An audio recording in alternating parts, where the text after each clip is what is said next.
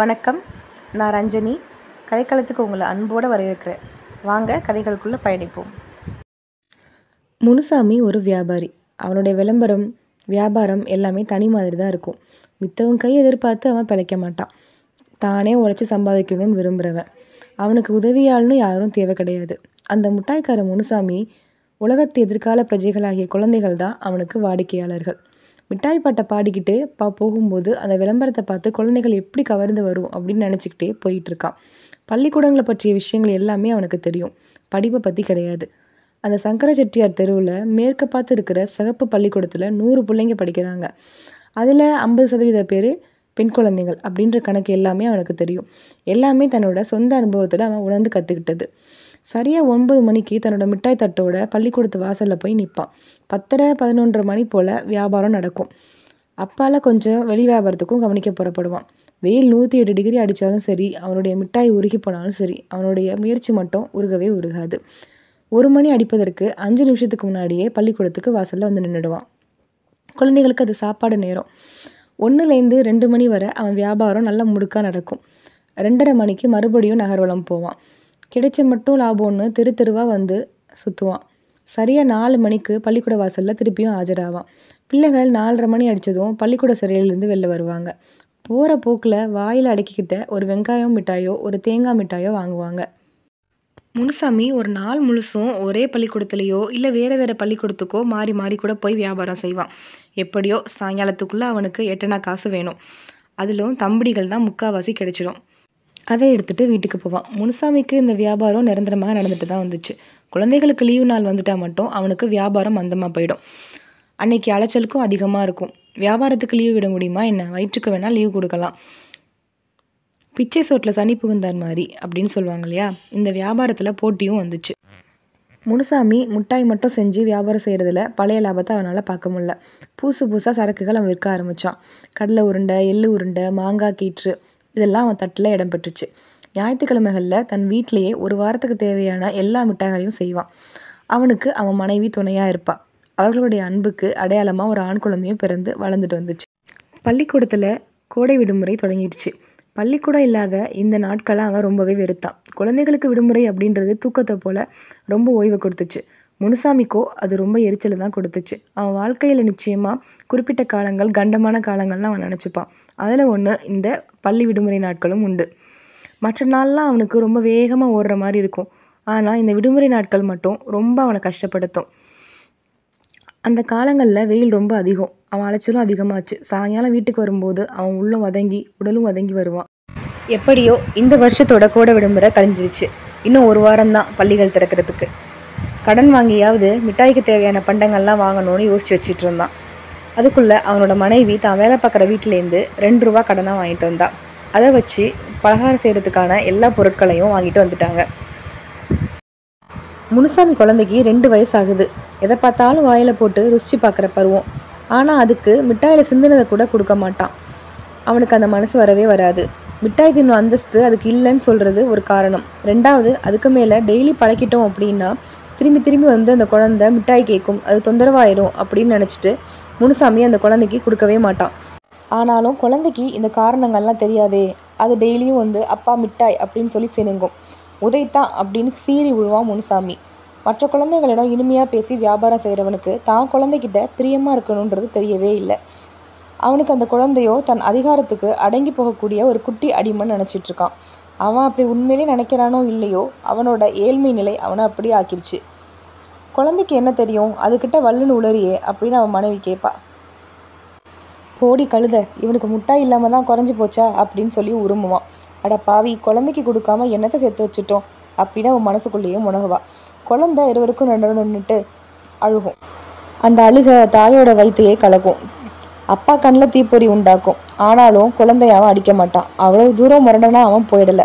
அன்னைக்கு பள்ளிக்கூடம் திறக்கும் நாள். முனுசாமி காலையிலேயே சீக்கிரமாக எழுந்திரிச்சிட்டான். புது வருஷம் போல் அவனுக்கு இருந்தது. முனுசாமி தன்னோட மிட்டாய் தட்டுக்கு வண்ண கடுதாசிலாம் வாங்கி ஒட்டி அலங்கரிச்சிருந்தான். செஞ்சு வச்சுருந்த மிட்டாய்கள்லாம் எடுத்து அதில் அழகாக அடுக்கி வச்சுட்டு இருந்தான். சாமி, இன்னைக்கு நல்ல வியாபாரம் ஆகணும், முதல் நாள் அப்படின்னு சொல்லி துண்ணூரை பூசிக்கிட்டே போய் கொஞ்சம் கஞ்சியும் குடிச்சிட்டு கையை கழுவிட்டு வர்றான். இந்த கொஞ்சம் சில நிமிஷங்களிலேயே குழந்தை மிட்டாய் தட்டுக்கு போயிடுச்சு. அதுலேருந்து ஒரு முட்டாயை எடுத்து வாயில் வச்சு ருசியும் பார்த்துக்கிட்டு இருந்துச்சு. முனுசாமி பார்த்தான். அட பாவி மகனே என்று சொல்லிக்கிட்டே அந்த பிஞ்சு குழந்தை கன்னத்திலேயே ஒரு அறைய அரைஞ்சான். தட்டையே எடுத்துட்டு புறப்பட்டுட்டான். குழந்தை அங்கேயே சுருண்டு விழுந்துருச்சு. வீழ்னு ஒரு சத்தம்தான். வாயில பாதி கையில பாதின்னு அவன் வச்சிருந்த மிட்டாய் அவன் அடிச்சு அடியில கீழே விழுந்துருச்சு. உயிர் துடிக்க அது கத்திக்கிட்டு இருந்தது.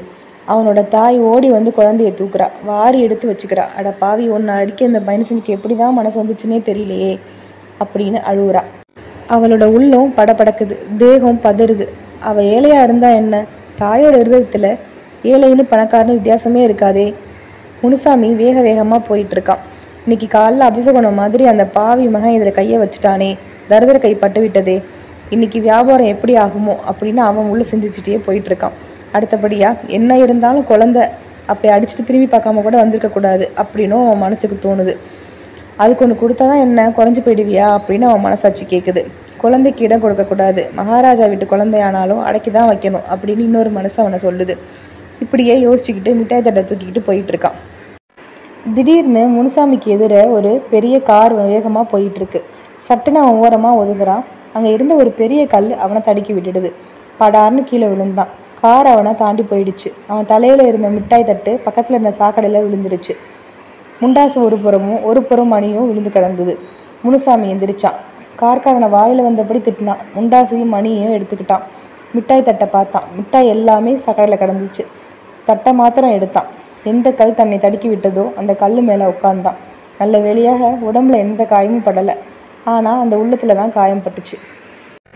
தான் குழந்தைக்கு ஒரு துணுக்கு கூட கொடுக்காம காப்பாற்றி வச்சிருந்த மிட்டாய் எல்லாம் சாக்கடையில் விழுந்துச்சு. அதில் ஒரு துணுக்கு கூட பிரயோஜனப்படலை. குழந்தைய பேயறையாக அரைஞ்சிட்டு வந்தோமே, இந்த கடவுள் அவனை வீழ்த்திட்டாரு. அவன் பாதுகாத்து வச்சிருந்த மிட்டாய் மொத்தமும் சாக்கடையில் விழுந்துருச்சு. அவன் முழு மிருகமாக இருந்திருந்தா படுப்பாவை தொட்டான், இப்படி ஆயிடுச்சு அப்படிதான் நினச்சிருப்பான். அவனிடமும் கொஞ்சம் மனுஷத்தன்மை இருந்துச்சு. பச்சாதாபம் ஒரு மூலையில் பதுங்கி கிடந்தது. தந்தைக்குரிய அன்பு எங்கேயோ இடம் தெரியாமல் அழுக்கேறி இருந்தது.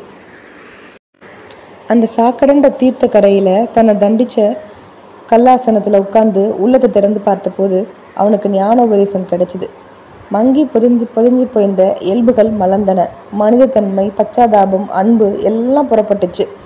முதல்ல குழந்தை என்ன ஆச்சுன்னு பார்க்கணும் அப்படின்ட்டு வேக வேகமாக முண்டாசு துணியை உதிரி தோலில் போட்டுக்கிட்டு மணியையும் எடுத்துக்கிட்டு வீட்டுக்கு போகிறான். என்ன அதுக்குள்ளே வந்துட்ட, வியாபாரம் ஆயிடுச்சா அப்படின்னு கேட்குறா மனைவி. அழுது சோர்ந்து போய் குழந்தை அவள் மடியிலேயே படுத்து தூங்கிட்டு இருக்கு. அந்த கன்னத்தில் விரல்களோட சுவடும் அதுக்கு மேலே ஓடிய கண்ணீரோட சுவடும் முனுசாமி கண்ணில் பட்டது. முட்டாயெல்லாம் கொட்டி போச்சு அப்படின்னு சோர்ந்து போன குரலோட சொல்கிறான். ஐயோ, இந்த குழந்தை தொட்டதுனால தான் வந்துச்சுன்னு இருக்கிற உயிரையும் வாங்கிட்டா என்ன பண்ணுறது அப்படின்னு அவளுக்கு பயம். அதனால் அவள் மேற்கொண்டு எதையும் கேட்கல. அவளோட மௌனம் அவன் மனசுக்குள்ளே ஊடுருவி போச்சு. பேசாமல் தட்டை கீழே வச்சுட்டு சோர்ந்து போய் ஒரு மூலையில் உட்காந்துருந்தான். அவனுக்கு ஒன்றும் பேச தோணலை, அவளுக்கும் பேசுறதுக்கு தைரியம் இல்லை. கொஞ்ச நேரம் இந்த மௌனம் அப்படியே போச்சு. வெளியில் மௌனம் சாதிச்சாலும் அவன் மனசு ஃபுல்லாக புயலும் இடியுமா தான் இருந்துச்சு. ஏதாவது பேசி சமாதானம் செஞ்சிடணும் அப்படின்னு அவன் இதயம் துடிச்சுது. தூங்குதா அப்படின்னு கேட்டான். ஆமாம். ரொம்ப அழுதானா? அதெல்லாம் ஏன் விசாரிக்கிற? அடி பலமாக பட்டுதோ? பலமாக இருந்தா என்ன, இல்லாட்டி போனால் என்ன? காயம் கீயம் பட்டுடுச்சா? கேள்வி மேலே கேள்வி வரவே அவள் அடக்கி வச்சிருந்த ஆத்திரம் பீரிட்டு கொண்டு கிளம்பிச்சு. சீ, நீயும் ஒரு மனுஷனா? பேச வந்துட்டியே. குழந்தைய ஒரே அடியாக கொண்டு போட்டுற வேண்டிதானே? இப்போ விசாரிக்க வந்துட்ட. சாமி உனக்கு கூலி கொடுக்காம போவாது. அவளுக்கு பேச்சு வரலை. துக்கம் தொண்டையை அடைச்சிது. ஓவன்னு அழுதுட்டா. அவனுக்கு அழுக வந்துட்டு அடக்கிக்கிட்டான். இந்தா பாரு, நான் சொல்கிறது கேளு. என்ன ஒன்றைத்தான்? இனிமேல் சாமி சத்தியமாக நம்ம குழந்தைய நான் தொடுறதா இல்லை. நான் படுப்பாவி, சாமி எனக்கு கூலி கொடுத்துட்டாரு. அழாத. என்ன அந்த செருப்பாலேயே அடி, பட்டுக்கிறேன். இனிமே இந்த புத்தி வேண்டான்னு சொல்லி அடி என்று அவனும் விம்மலானான். இந்த ஆரவாரத்துக்கிடையே குழந்தையும் கண்ணை தொடர்ந்து பார்த்துச்சு. அவன் எந்திரிச்சான். மிட்டாய் வச்சிருக்க கூடையை தொடர்ந்தான். கை நிறைய மிட்டாயை எடுத்துக்கிட்டு அந்த குழந்தை கையில் கொடுத்தான். கண்ணு, இனிமேல் தினம் உனக்கு தான் முதல் மிட்டாய் என்று சொல்லி அந்த கன்னத்தில் ஒரு முத்தம் கொடுத்தான். எந்த கன்னத்தில் அவன் கையினால் காலில் அரைஞ்சானோ அதே கன்னத்தில் அவன் எதிர்களால் முத்தமிட்டான். அடுத்தபடி அவளும் முத்தமிட்டாள். அந்த 2 முத்தங்களும் மருந்து போல உதவுச்சு. குழந்தை முகத்தில் புன்னகத்தை அவிழ்ந்துச்சு. கையில் இருந்த முட்டாயை கடிச்சு கொண்டே தந்தையும் தாயும் மாறி மாறி பார்த்துச்சு. என்ன தோணுச்சோ என்னவோ திடீர்னு சிலுக்குன்னு சிரிச்சுது. சிரிக்கிறத பாரு போக்கிரி அப்படின்னு சொல்லிக்கிட்டே அவன் அள்ளி கொண்டான் அந்த குழந்தைய. இப்போ என்ன ஆறுதல், என்ன ஆனந்தம்னு அவன் மனசுக்கு தோணுச்சு. மனசு நிறைவாக இருந்துச்சு முனுசாமிக்கு.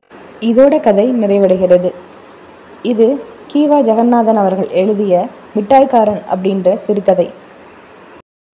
முனுசாமியை ஒரு நல்ல வியாபாரியாக சித்தரிச்சிருக்காரு. வியாபாரம் மட்டுமே முக்கியம் அப்படின்னு இருக்கிற ஒருத்தனை குழந்தை பாசம் எப்படி அழகாக மாத்துச்சுன்றதை ரொம்பவே அழகாக விவரிச்சிருக்காரு. கதையை கேட்டுட்டு உங்களோட கருத்துக்களை கமெண்ட் பாக்ஸில் தெரிவிங்க. மீண்டும் ஒரு நல்ல கதையோட உங்களை சந்திக்கிறேன்.